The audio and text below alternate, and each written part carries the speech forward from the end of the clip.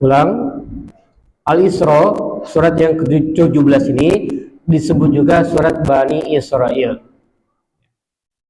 Al-Isra artinya Isra, perjalanan malam. Nabi Muhammad SAW dari kota Mekah ke Masjidil Aqsa, ya. Itulah Isra. Jadi kalau kita berjalan ke masjid, kita juga Isra, ya. Aqsa artinya masjid terjauh, masjid yang jauh. Jadi kalaupun jauh kita tetap berjalan ke masjid. Itu pahalanya bukan main besarnya. Maka jika kita Isra, senantiasa berjalan dari masjid ke masjid, maka kita akan naik, ya, naik ke langit. Derajat kita naik, kenikmatan Allah berikan lebih, dan semuanya bertambah, meningkat. Itulah Mi'raj, naik atau meningkat.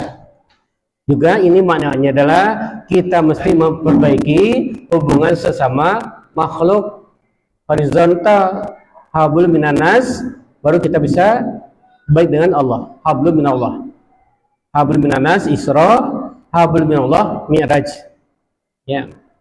Juga ini memberitakan kepada kita tentang keutamaan daripada Masjidil Haram dan Masjidil Aqsa, dua masjid yang memang ada kelebihan keistimewaan daripada masjid lainnya. Misalkan, kenapa Allah memperjalankan hambanya dari Masjidil Haram Mekah? Kenapa? Karena Mekah itu adalah tempat ibadah pertama yang dibangun oleh Allah, ya. Bahkan ini ada semenjak Nabi Adam.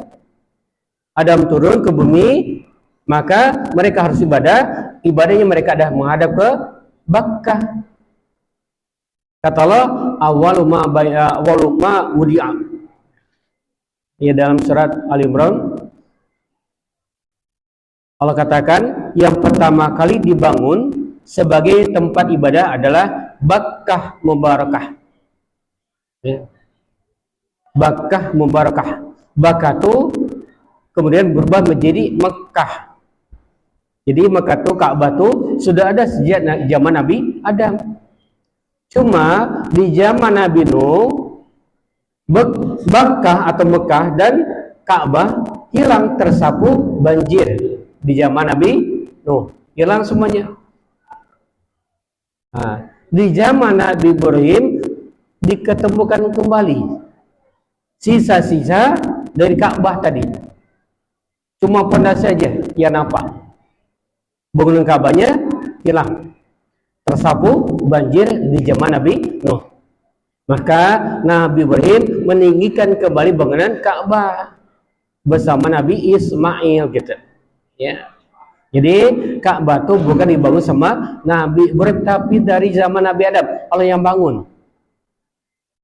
Bahkan ada Hajar Aswad, itu ada dari batu itu dari surga, ya. Dulunya kata Nabi putih, lebih putih dari salju, tapi kemudian jadi hitam, lebih hitam dari warna hitam. Bukan.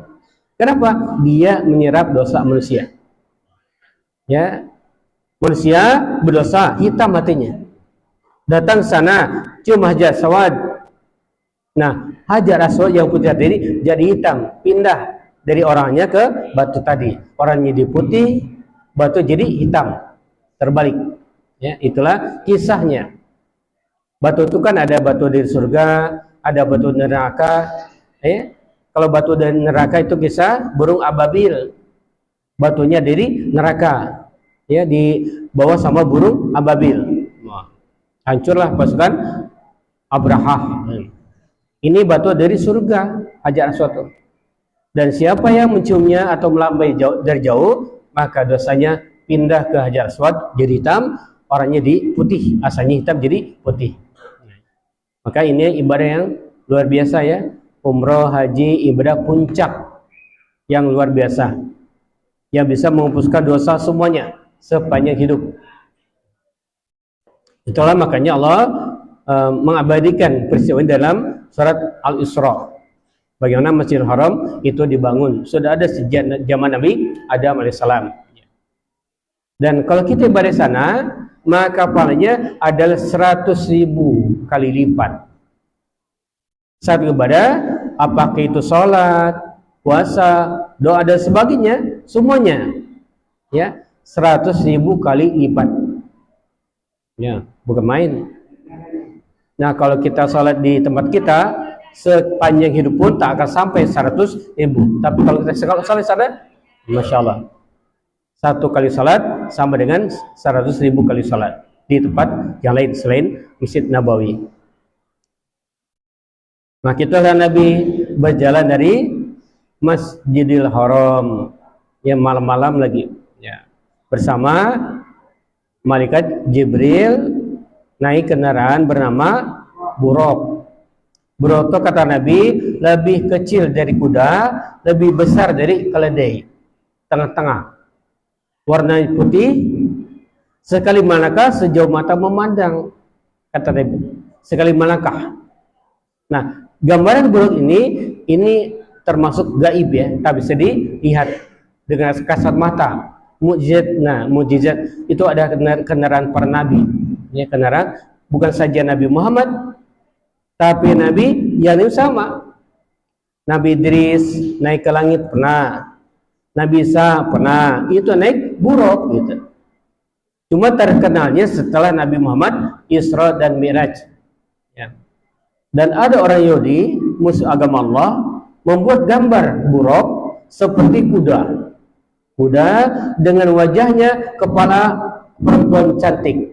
Kuda itu ada gambar. Sekarang masih ada di kampung-kampung. Kuda tapi kepalanya adalah perempuan cantik. Bertatakan perhiasan di pundaknya, emas, perak dan segala macam. Nah, ini adalah penghinaan kepada Nabi Muhammad.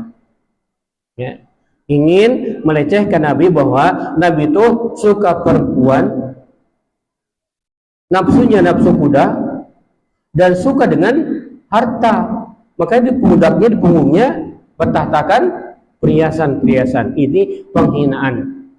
Jika Bapak melihat dari kampung-kampung misalkan ada gambar buruk, tolong buang aja, sobek. Buruk kilat, tak bisa digambar, gaib di.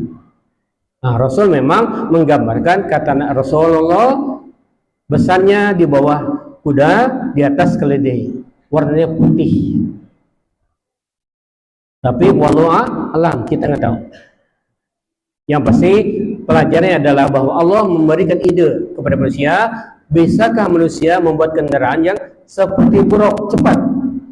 Rupanya manusia punya akal pikir, pandai dia, dikembangkanlah. Sekarang jadilah buruk-buruk lain.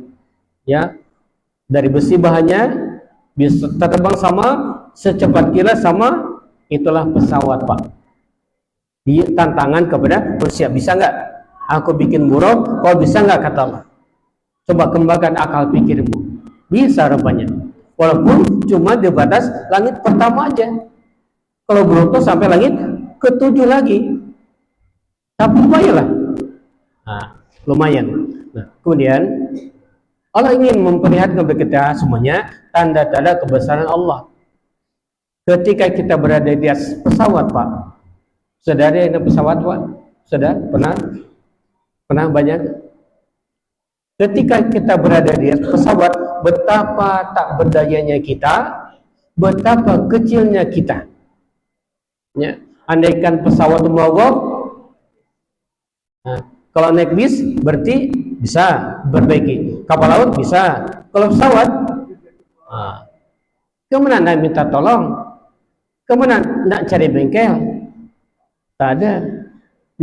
Kita merasa tak berdaya. Tak boleh sombong. Kita punya kebun tanah sekian hektar. Ketika di atas, mana tanah kita? Mana salah panjang? Tak ada. Kecil semuanya. Ya, kecil. Itulah tanda-tanda kebesaran Allah bagi orang yang berpikir, yang punya akal. Maka kita semua tak boleh sombong. Nah, apalagi kalau kita pergi naik pesawat itu ke kota yang memang Allah janjikan dalam Quran penuh keberkahan. Kota Mekah, kota Madinah, Al-Aqsa, Mesir, Masya Allah ya. Doakan saya rencana insya Allah bulan Januari berangkat umroh tapi ke Mesir dulu Pak. Mesir 3 hari baru ke Madinah, Mekah. Doakan selamat, doakan jemaahnya bertambah gitu. Mesir pun adalah kota yang memang ada dalam Quran, Misron, Mesir. Ya. Jadi Al-Isra adalah surat yang menggambarkan tentang perjalanan Nabi dari kota Mekah ke Al-Aqsa dan naik ke langit sampai langit ke-7, bahkan lebih tinggi lagi ke Arasy Allah. Apa tujuan Allah memanggil hambanya? Pertama, menghibur Nabi Muhammad. Nabi itu sedang berduka karena meninggal Khadijah dan Abu Thalib. 2 orang yang disayangi Nabi meninggal dalam waktu yang tak lama meninggal. Maka Nabi sedih sangat. Dan Nabi dihibur Allah. Ya, untuk naik ke langit, jalan-jalan Pak. Lihat pemandangan langit yang indah, dunia malaikat, Masya Allah indah-indah ya, penuh dengan cahaya Pak malaikat tuh. Ya. Sampai pemandangan surga nerakanya juga. Kata Nabi, aku lihat surga tuh kebanyakannya diisi oleh orang miskin. Diisi orang miskin. Orang kaya kebanyakan masuk neraka. Oh, Masya Allah ya. Jadi kata Nabi, surga tuh kebanyakan diisi orang miskin. Maka Nabi sampai berdoa minta jir orang miskin Pak.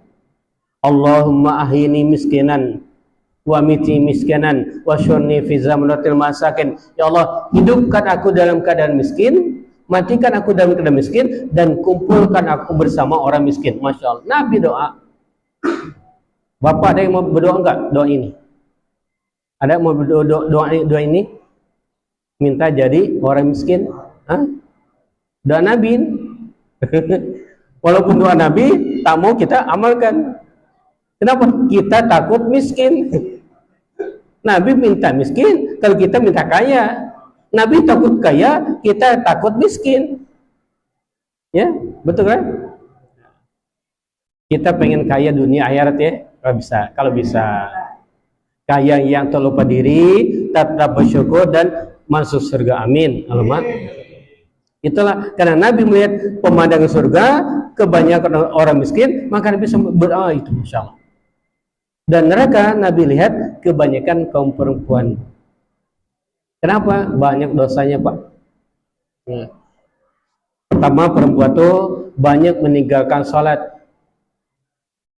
Kan mereka ini, misalkan sholat zuhur, rencana jam 2 sholat zuhur. Datang jam 1 datang bulan, jam 1 datang bulan, tak boleh sholat. Dia meninggalkan sholat, gitulah. Ya, di hal ini sering perempuan jadinya meninggalkan sholat padahal sudah masuk waktunya sholat, tapi dia tunda-tunda dan datang bulan sampai tak sholat, tak boleh sholat. Kedua, masalah aurat Pak. Aurat laki-laki enak Pak, cuma lutut sampai pusar aja. Perempuan semua tubuhnya aurat, sampai muka pun sebagai aurat. Tapi saya tak sepakat, karena Nabi membolehkan muka dan telapak tangan boleh nampak. Terutama jilbab Pak, jilbab. Jilbab itu baju kurung. Ya, jilbab baju kurung, bukan kerudung. Kerudung di dalam Al-Quran disebut khimar. Khimar, khimar itu kerudung yang menutupi dada dan leher, kerudung namanya. Kalau jilbab menutupi seluruh tubuh. Nah, sekarang salah makna jilbab dikira kerudung, salah tuh. Ya. Nah, inilah banyak perempuan Islam, muslimah tapi tak berkerudung. Itu dosa juga. Ya. Ketiga, nih mulut. Ya, mulut itu yang ketiga. Sebab perempuan kebanyakan masuk neraka, mulut tak bisa jaga. Ya. Moga-moga keluarga kita dari golongan perempuan bisa jaga dari hal demikian sehingga selamat dan masuk surga semuanya. Amin. Amin. Itulah Nabi. Dan Nabi yang utama adalah Nabi menerima SK perintah sholat ya 50 kali pertamanya. Nabi tawar Karena Nabi takut umatnya tak bisa mengerjakan. Nah, dan berhasil dari 50 kali menjadi 5 kali saja. 1/10, Masya Allah. Nah, tapi kata Nabi, walaupun 5 kali, tapi pahalanya sama dengan 50 kali. Itulah keuntungan, keistimewaan Nabi Muhammad dan umatnya. Ya, makanya kita salat 5 kali saja, tak usah 50 kali, Pak. Tapi kalau Bapak mau 50 kali silakan, asal kuat aja. Salat terus dari pagi sampai malam, salat, tak kerja, tak makan, tak tidur, salat. Tak gitulah. Islam itu mengajarkan keseimbangan. Ya, kita perlu salat, tapi perlu juga makan, perlu kerja. Ya, makanya indah dalam Al-Quran sebut faiza qudiyatus shalah fantashiru fil ard. Jika selesai salat, kata Allah, bertebaran di muka bumi, kerja, cari uang silakan. Nggak usah di masjid, nggak usah. Karena Allah suruh untuk bertebaran. Ya, kita di masjid aja selama. Tapi kita bekerja juga untuk menghidupi keluarga kita semuanya. Artinya dunia cari, akhir dia cari. Dua-duanya jadi cari. Itulah dalam Islam ada keseimbangan. Nah, salat jadi penting buat kita semuanya sebagai tanda kita seorang mukmin umat Nabi Muhammad SAW. Semoga kita semua termasuk musolli, orang-orang yang senantiasa mendirikan salat. Amin. Rabbi ja'alna muqimas salat. Ya Allah, jadikan kami pendiri-pendiri salat selamanya sampai mati. Amin. Amin. Inilah Isra Miraj yang diterangkan dalam surat Al-Isra. Surat ke-17. 17 itu adalah jumlah rakaat salat wajib. 17. Makanya nomor suratnya juga sama, surat 17. Ya. Kalau Islam kan 5 ya. Islam. Terus S L A M. I-nya Isa. S-nya subuh, L-nya lohor, orang Jawa lohor ini, A-nya asar, M-nya maghrib. Jika satu ditinggalkan, misalkan apa yang biasa ditinggalkan, subuh ya, subuhnya terlewat, berarti bukan Islam, tapi ilam, ilam, ya. Kalau isanya tinggalkan, subuh kerjakan selam, ada. Bukan itulah nomor kontak dengan Allah. Nomor kontak dengan Allah 2 4 4 3 4. Nyambung tuh. Nyambung. Tapi kalau satu angka hilang, misal 2 hilang, tak nyambung. Ya, maka inilah kata Buya Hamka, salat adalah tali penghubungan Allah. Tinggal salat berarti putus hubungan dengan Allah kalau sekali tinggal. Jadi tolong sesibuk apapun, seburuk apapun kita tetap kerjakan salat ya. Itulah amat dari salat Al-Isra surat ke-17. Semoga kita semuanya termasuk orang yang senantiasa mendirikan salat, juga anak kita semuanya, anak kita, istri kita semuanya. Oke, ada pertanyaan tentang masalah ini? Ya, Pak. Waalaikumsalam warahmatullahi wabarakatuh.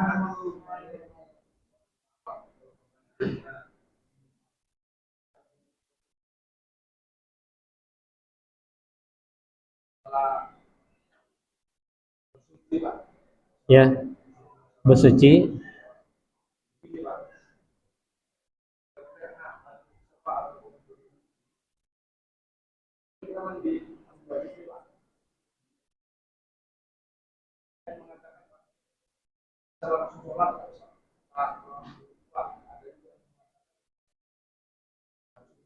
Ya, ya. Ya. Ya. Ya, baik. Ada sebuah riwayat memang Nabi setelah mandi wajib langsung mengerjakan salat. Ada. Tapi kenapa? Karena Nabi itu biasanya mandi apapun dimulai dengan wudu. dimulai dengan wudu. Jadi itu sunnah buat kita semua. Kalau kita mandi, baik mandi wajib, mandi sunnah, mandi mubah, awali dengan wudu. Wudu dulu, maka setelah mandi tak wudu lagi, karena sudah wudu di awal. Nah, tapi kalau kita batal, misalkan saya lagi mandi atau menyentuh kemaluan dengan tangannya, maka kembali berwudu, wudu lagi. Nah, ini yang lebih selamat. Jadi, andaikan kita yakin, ya, tolong biasakan mandi diawali dengan wudu, ya, semuanya awali dengan wudu. Ya. Tapi kalau selagi mandi kita batal atau menyentuh kemaluan, misalkan boleh kita berwudu lagi baru kita salat. Tapi kalau tak batal, udah langsung aja. Jadi tak bertentangan, ya. Kedua keterangan tadi tak bertentangan. Boleh langsung tak wudu lagi. Kenapa? Kalau dia sudah berwudu di awal dan tak batal gitu. Tak batal. Tapi kalau batal, wudu lagi. Ya, wudu lagi. Nah, kalau saya begitu, Pak. Tergantung selama mandi itu. Kalau selama mandi misalkan ragu batal atau menyentuh kemaluan kita, wudu lagi dia, lebih sempurna, ya, insyaallah. Oke. Jadi ini pelajaran kalau kita mandi, tolong biasakan berwudu dulu. Ya. Coba. Terima kasih. Sekian yang bisa disampaikan, semoga bermanfaat. Subhanakallahumma wa bihamdika asyhadu an la ilaha illa anta astaghfiruka wa atubu ilaik. Walhamdulillah. Wassalamualaikum warahmatullahi wabarakatuh.